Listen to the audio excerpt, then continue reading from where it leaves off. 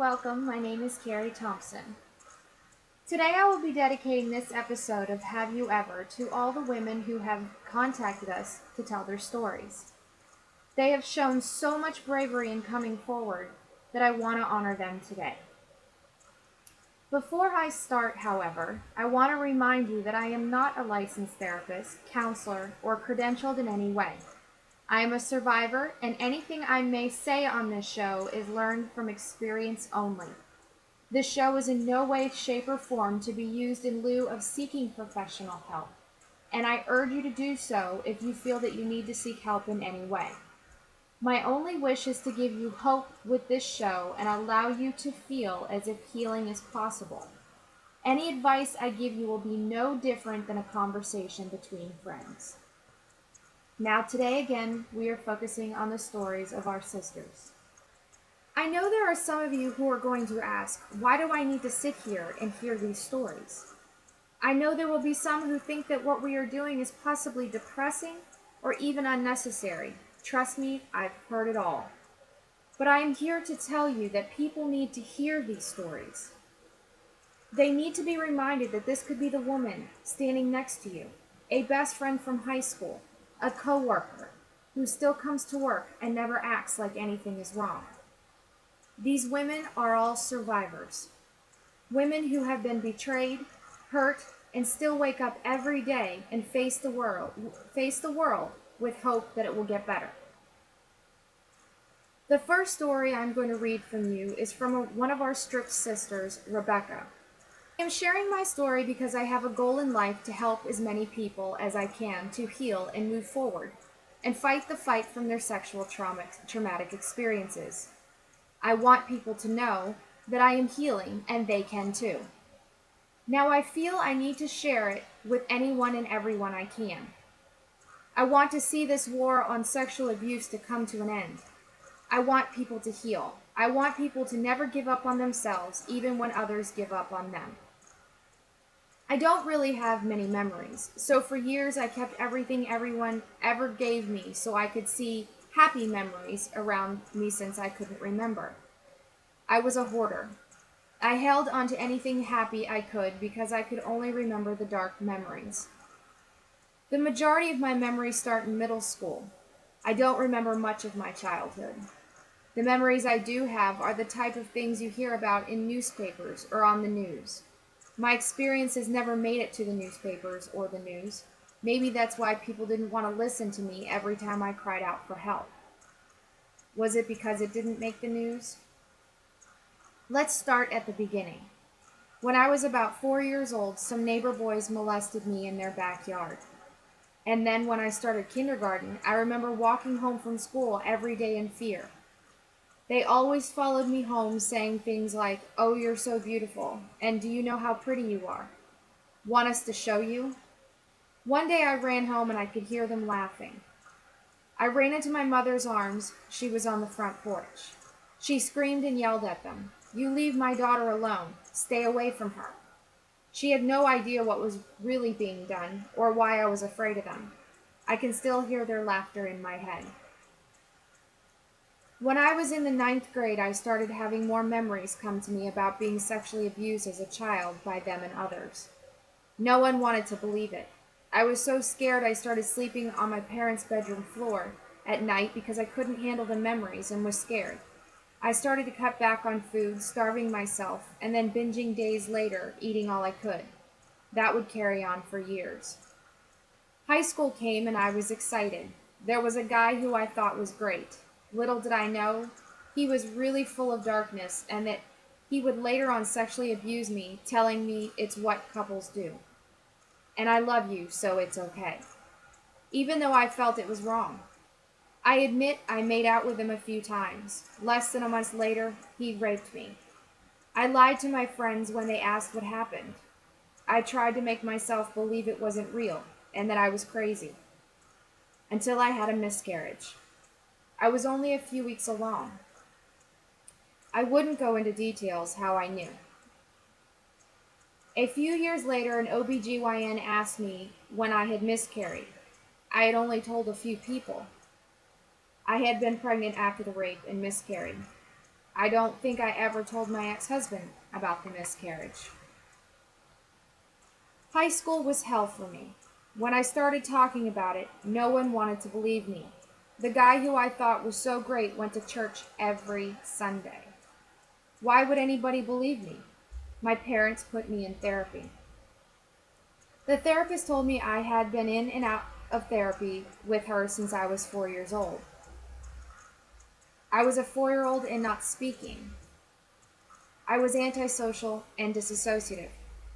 The therapist said she knew I was being sexually abused by at least one person when I was a child, but couldn't prove it since I wouldn't speak, but my actions showed it. In high school, people were cruel to me. I was bullied, mocked, teased, verbally and mentally abused by many, all because I was not afraid to speak the truth, and I wanted someone to believe me. I continued starving myself, then overeating, then overworking out. The cycle began again. I started scratching and cutting everywhere people couldn't see. It made the pain go away. My therapist believed I was sexually abused on and off all those years. My parents got me help. But when my friends didn't believe it, my world came crashing down. So I found friendship in self-mutilation. It made me pain-free. I'd hit myself, bite myself, starve myself, overeat, scream, and yell at myself in the car where no one could hear me. Cut myself, hit my head against hard objects. I would do anything to make the pain stop, even if it was only for a little while.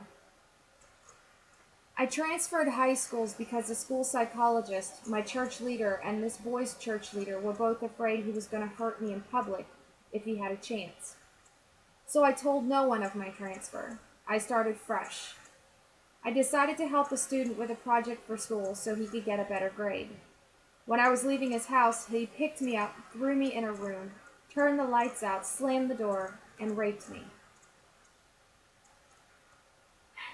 No one heard because the music in the basement was so loud I could barely hear myself. The next day I reported what happened and I was examined by a forensic nurse.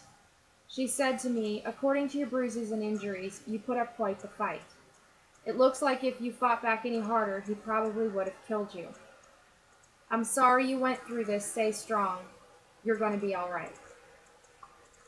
To this day, I haven't told anyone all of these things that happened to me, all of the sexual abuse I lived through, because I was afraid no one would want to hear it. I'm a single mother, and I live with post-traumatic stress disorder.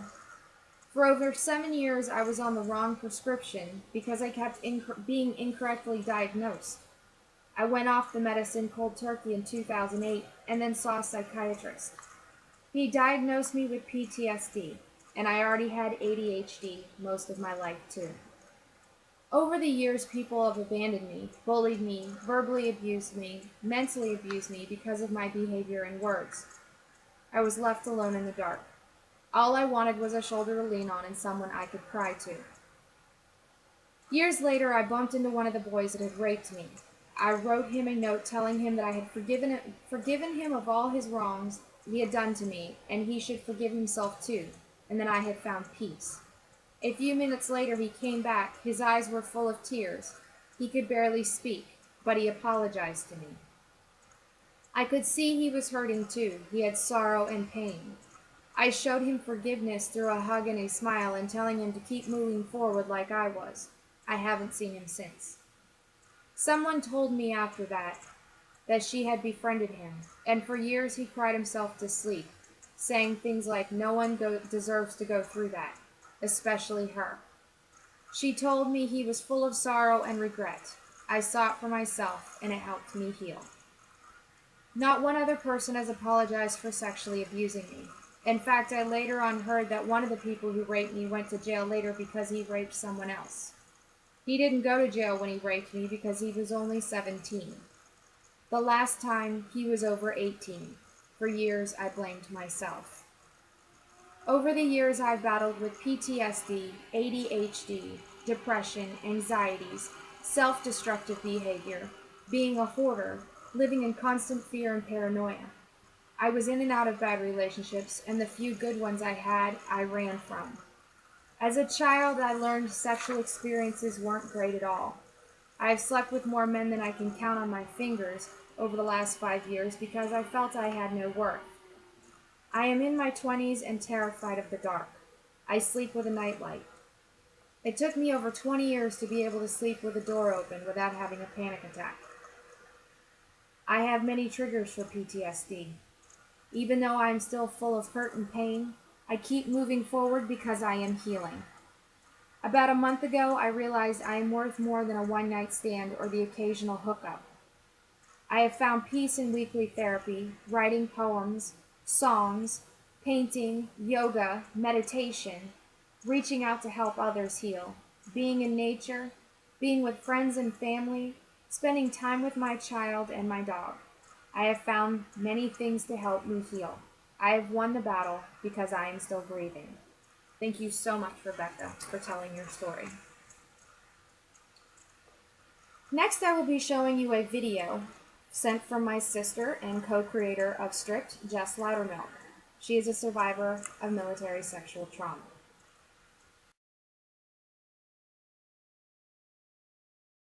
Hi everybody, I'm Jessica Loudermilk, the co-founder of Stripped and Unsung the magazine that I started with my sister Carrie. Today I'm going to share my story. It's not easy for me as it tends to bring me to places I'd rather not face, but I want others to realize they're not alone and how common of a problem this is in our military branches. I was in the Coast Guard. I am an MST survivor. I joined the Coast Guard at 18 years old. A few months after graduating from boot camp, I was assaulted by a petty officer that I barely knew. I'll call him Petty Officer Doe for this story. Petty Officer Doe cornered me in a quiet barracks when I was doing laundry after coming back from training one late evening, and I needed to wash my soaked clothes. After the assault, I was left confused, not believing that this had really happened. I had nowhere to run, nowhere to turn to. It was not until a week or so later I confided in a girlfriend I had gone to boot camp with, and she said, "Jess, you were raped." I agreed I felt that way, but I wasn't beaten and left for dead, so it couldn't have been so bad, right? But Officer Doe was extremely big, overpowered me, and I shut down and froze. Not something I ever expected myself to do. But he was, after all, an outranking officer, and I didn't feel I could fight him. The night I finally broke down at work and told someone what happened to me, I'll never forget. The only problem was the person, who I'll refer to as Petty Officer X, I had to report this to was abusing me and his authority. And this guy could be super sweet if he got what he wanted.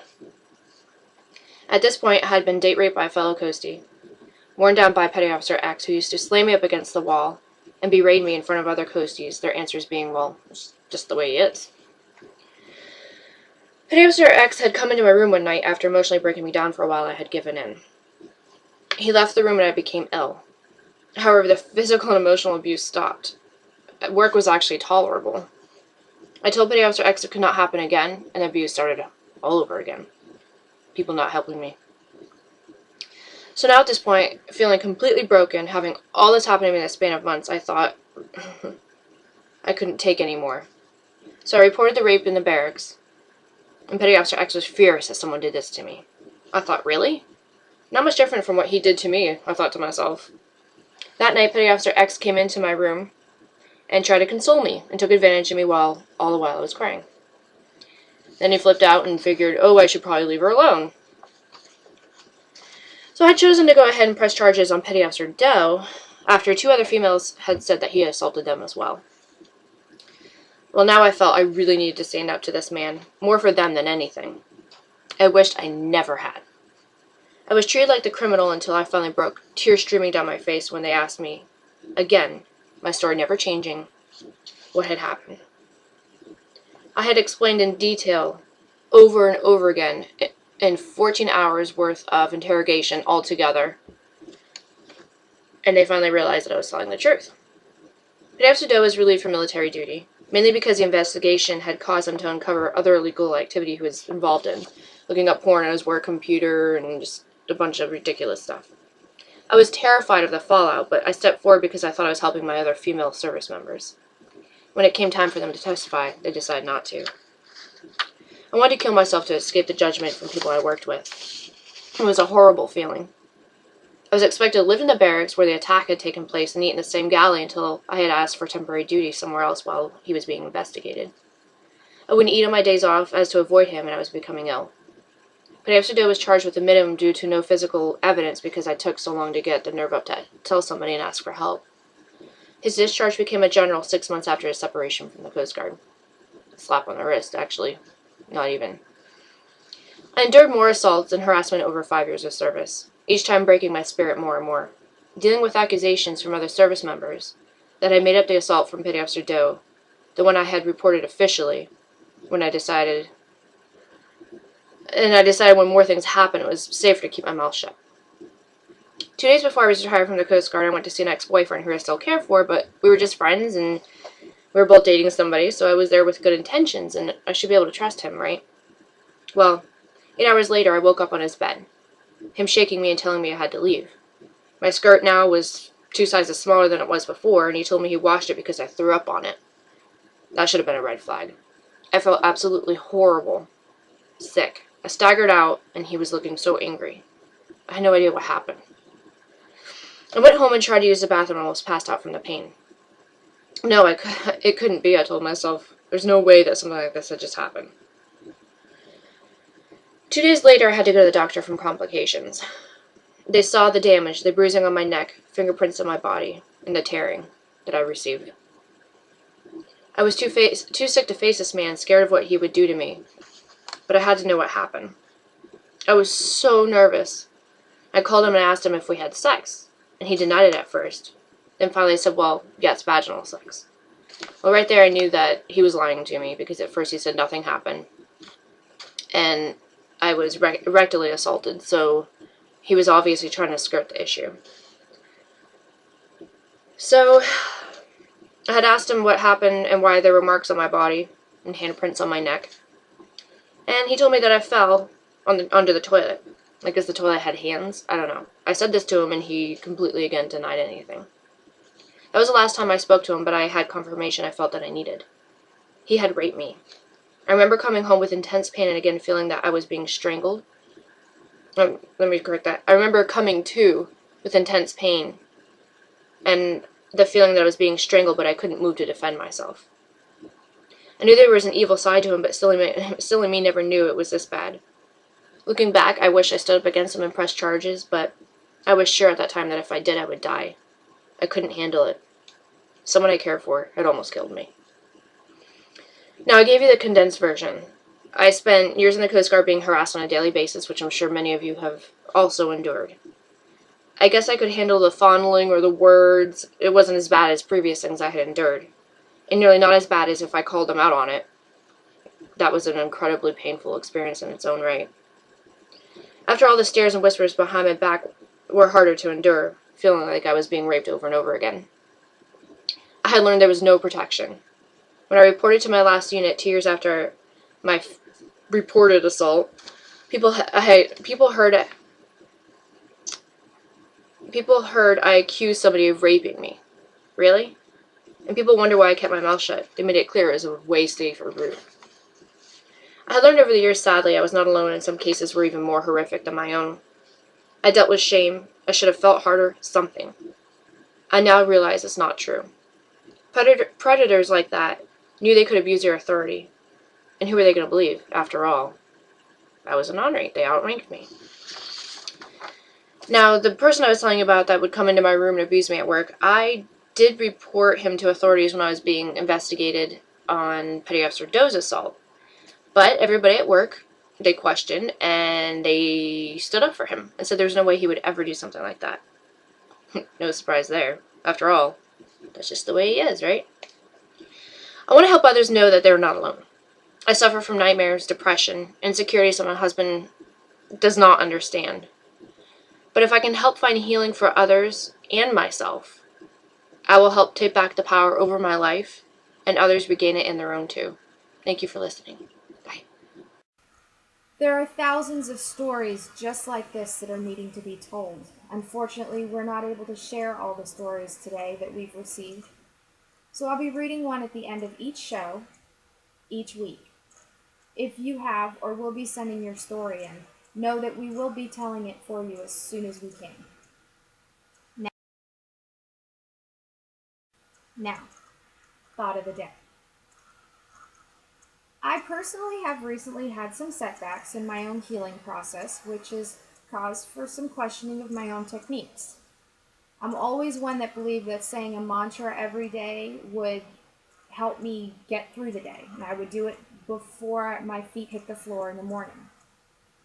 I was right. It does help, just not the way I was doing it. I had someone very near and dear to my heart tell me that I was actually setting myself up for failure with the way I was doing it. So, what was I saying, you ask? I kept telling myself today is going to be a good day. I won't fall apart. I won't have anxiety problems.